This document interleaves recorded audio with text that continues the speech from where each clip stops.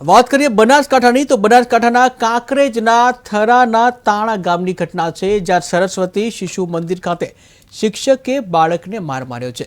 શાળામાં બે વિદ્યાર્થીને શિક્ષકે માર માર્યાની ઘટના બની છે, ત્યારે બે વિદ્યાર્થીઓને માર મરાયાના આક્ષેપ કર્યા છે। ટેસ્ટમાં માર્ક ઓછા આવતા માર માર્યાના આક્ષેપ છે। જો કે સમગ્ર મામલે કાયદેસરની કાર્યવાહી કરવાની માંગ ઉઠી છે।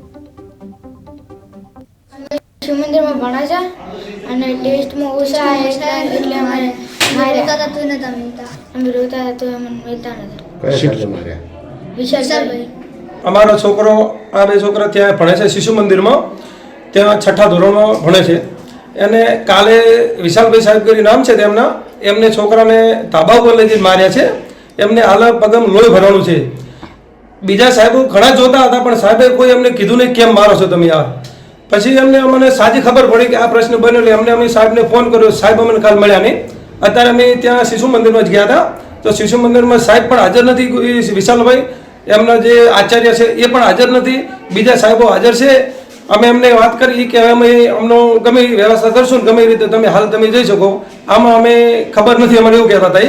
અમે ત્યાંથી પણ પોલીસ સ્ટેશન ગયા, પોલીસ સ્ટેશન એફઆઈઆર લખાઈ અને ત્યારે અમે સીએચસી દવાખાને એમને લઈને આવ્યા છોકરાને। મારો બાબલો છે, ધોરણ 6 માં શિશુ મંદિરમાં અભ્યાસ કરે છે। જે એમને ટેસ્ટ લેવામાં આવ્યો વિશાલભાઈ ગુરુજી દ્વારા ઇંગ્લિશ વિષયનો, જેમાં કંઈક માર્કિંગ ઓછું આવવાના કારણે એમને ઢોર માર મારવામાં આવ્યો છે। અને જ્યાં સુધી એ બાળકને લથડિયા નીચે ના પડ્યો ત્યાં સુધી એને સતત મારવામાં આવ્યો છે। જો માર ના પતી તો એમને અંગૂઠા પકડાય ત્યાંથી છોકરો લથડિયા નીચે પડ્યો।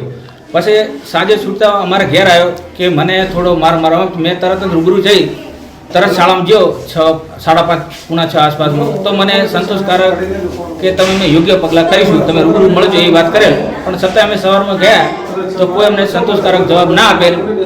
તો અમારે પોલીસ સ્ટેશનમાં એફઆઈઆર ફડાવી પડી અને અહીંયા અમે સરકારી થરા રેફરલ હોસ્પિટલમાં એમને સારવાર માટે લઈને આવેલા છીએ, જે એની સારવાર